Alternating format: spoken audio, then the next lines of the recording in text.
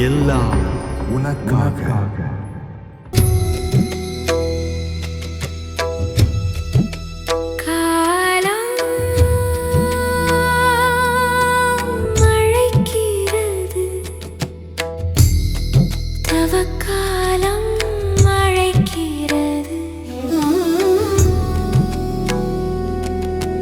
மன்னக வாழ்வின் உன்னதமுணர விண்ணக வாழ்வை மண்ணிலும் கொணர.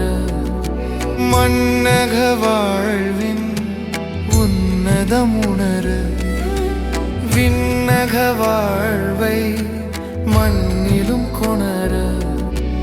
மண்ணாயிருக்கும் நாம் மண்ணுக்கு திரும்பும்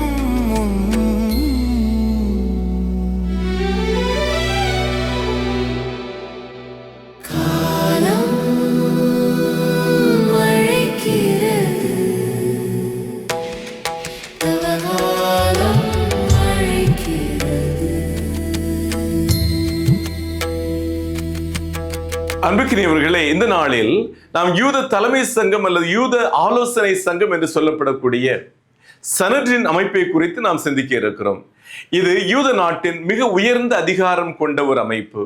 இது நீதிமன்ற வழக்குகளை மட்டுமல்லாமல் சமயம் சார்ந்த அனைத்து காரியங்களிலும் தலையிட்ட ஒரு அமைப்பாக இருக்கிறது.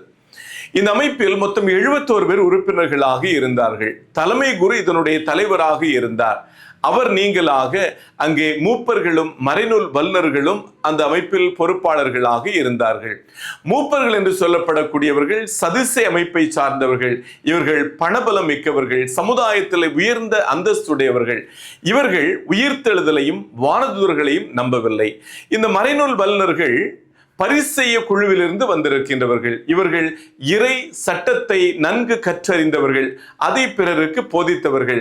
இவர்கள் உயிர்த்தெழுதலை நம்பினார்கள், வானதூதர்களை நம்பினார்கள். இவர்கள் இந்த அமைப்பிலே சமய நெறியை குறித்து, திருமணத்தை குறித்து, மனவிலக்கினை குறித்து, புரட்டு கொள்கைகளை குறித்து, ஆண்டு குறிப்பேட்டை குறித்து, மேலும் சொத்துரிமை மற்றும் கடன் வழக்குகளை எல்லாம் இந்த அமைப்பிலே அவர்கள் அலசி ஆராய்ந்தார்கள்.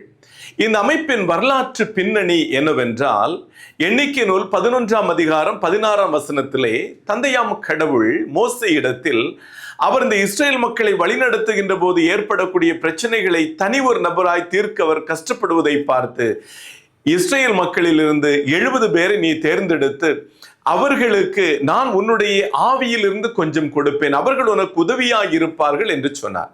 எனவே இந்த அமைப்பை பின்பற்றி யூதர்கள் தங்களுக்கு தாங்களே உருவாக்கி கொண்டதுதான் இந்த சனட்ரின் என்கின்ற அமைப்பு. இந்த அமைப்பின் உறுப்பினர்கள் கடவுளுக்கு பயப்படுகின்றவர்களாக, பேராசையற்றவர்களாக, நேர்மையானவர்களாக இருத்தல் வேண்டும் என்பது மரபு. இயேசுவுக்கும் தலைமை சங்கத்துக்கும் என்ன பிரச்சனை என்றால், இயேசுடைய போதனை, இயேசு செய்த அருமடையாளங்கள். எனவே இயேசுவின் பின்னால் சென்ற மக்கள் கூட்டம் இயேசுவை மெசியாவாக ஏற்றுக்கொண்டவர்கள். இதன் காரணமாகவும் ஓய்வு நாளை இயேசு அனுசரிக்கவில்லை என்பதும் இவர்களுக்கு அச்சத்தையும் கோபத்தையும் உருவாக்கியது. அதற்கு அப்பாலும் இயேசு சதுசேயர்களையும் பரிசேயர்களையும் கடுமையாக பல இடங்களில் சாடினார். எனவே இவர்கள் தலைமை சங்கமாக இணைந்து ஏரோதியர்களோடு இணைந்து இயேசுவை எப்படி கொல்லலாம் என்று அவர்கள் திட்டமிட்டு கொண்டிருந்தார்கள். இந்த தலைமை சங்கத்தாருடைய சதித்திட்டமும் யூதாஸ் இஸ்காரியோத்துடைய சதித்திட்டமாக இணைந்து மாபெரும் சதி உருவாகின்றது. இவர்கள் தங்கள் குடும்பத்தாரோடு இணைந்து பாஸ்கா கொண்டாட வேண்டிய நேரத்தில் தலைமை சங்கத்தை அவர்கள் கூட்டுகிறார்கள். வரலாற்றில் முதன்முறையாக தலைமை சங்க உறுப்பினர்கள் மட்டுமல்லாமல் ஏனைய யூதர்களையும் அங்கே வரவழைத்து அவர்களுடைய சதித்திட்டத்தை அவர்கள் நிறைவேற்றுகிறார்கள். இவர்கள் ஏற்கனவே தீர்ப்பினை எழுதி வைத்துவிட்டு அதற்கான சாட்சியத்தை தேடுகிறார்கள். அவர்கள் தண்டனை தீர்ப்பை கொடுத்துவிட்டு அதற்கான சாட்சியத்தை தேடினார்கள். ரோமையர்கள் ஒருபோதும் இயேசுவை தங்களுடைய எதிரியாக கருதவில்லை. இயேசு ஒரு புரட்சியாளராக கருதவில்லை. மாறாக பிலாத்து இயேசு விடுவிப்பதற்காக வழி தேடினார் என்றுதான் நாம் பார்க்கிறோம். எருசலேம் தேவாலயத்தை இயேசு கிறிஸ்து தூய்மைப்படுத்திய போது அதனால் பெரிதும் பாதிக்கப்பட்டவர்கள் இந்த சதுசேயர்கள். சீசருடைய எதிரியாக இயேசுவை சித்தரிப்பதற்கு அவர்கள் வழி தேடுகிறார்கள். ஆனால் சீசருக்குரியதை சீசருக்கு கொடுங்கள் என்று இயேசு சொன்னபோது அவர்களுடைய சதித்திட்டம் அப்படியே தகர்ந்து விட்டது. எனவே இயேசுவிடத்தில் மரண தண்டனைக்குரிய யாதொரு குற்றமும் காணப்படவில்லை என்பதுதான் ரோமையர்களுடைய கருத்தாக இருந்தது. ஆனால் தலைமை சங்கத்தினரால் யாருக்கு மரண தண்டனை கொடுக்க முடியாது. எனவே அவர்கள் மரண தண்டனையை அவர்கள் எழுதி வைத்துவிட்டு அதை உறுதி செய்வதற்காக பிலாத்திடம் செல்கிறார்கள். பிலாத்து உங்களுடைய விருப்பம் நிறைவேறட்டும் என்று அவன் கைகளை கழுவி விடுகின்றான். ஆயினும் தலைமை சங்கத்தில் நல்ல உறுப்பினர்களும் இருந்தார்கள். இயேசுடைய இறப்பிற்கு பின்பாக அரிமத்தியா ஊரை சார்ந்த யோசேப்பும் நிக்கதேம் என்கின்ற 2 தலைமை சங்க உறுப்பினர்கள் இணைந்து இயேசுடைய உடலை பெற்றுக்கொண்டு அவருடைய உடலை வெள்ளைப்போலும் சந்தனத்தோளும் இணைந்து அவர்கள் பொதிந்து அந்த கல்லறையில் வைத்தார்கள் என்று நாம் பார்க்கிறோம். இயேசுடைய இறப்பிற்கு பின்பாக திருத்துதர்களை அவர்கள் கைது செய்து தலைமை சங்கத்திற்கு அழைத்து வந்தபோது கமாலியேல் என்கின்ற ஒரு திருச்சட்ட அறிஞர், நீங்கள் இவர்களை தண்டித்தால் கடவுளோடு போரிடுகின்றவர்களாக மாறுவீர்கள் என்று சொல்லி அவரை எச்சரித்தார். இவ்வாறு நல்லவர்களும் அந்த குழுவில் இருந்தார்கள். ஆனால் தலைமை குருவாக இருந்த கயபா என்கின்ற கயவன் இயேசுவுக்கு மரண தண்டனை விதித்ததன் மூலமாக தலைமை சங்கத்திற்கு ஒரு மாபெரும் இழுக்கை அவன் வருவித்துக் கொண்டான். மனதை திறப்போமா, மௌனம் களைவோமா, மனதை திறப்போமா,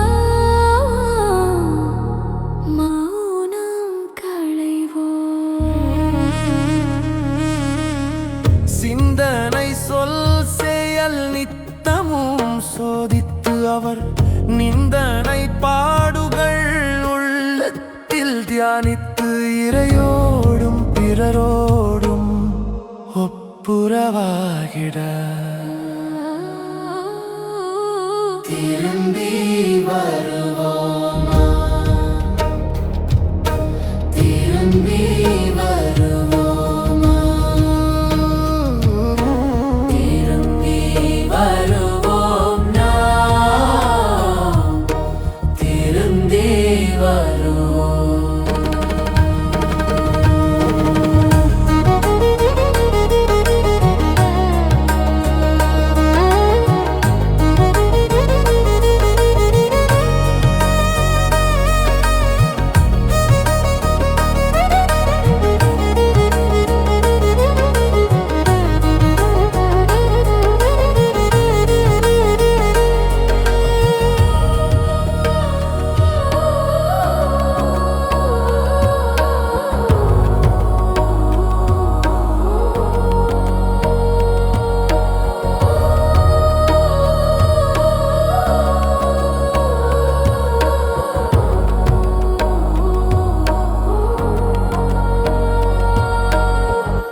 எல்லாம் உனக்காக.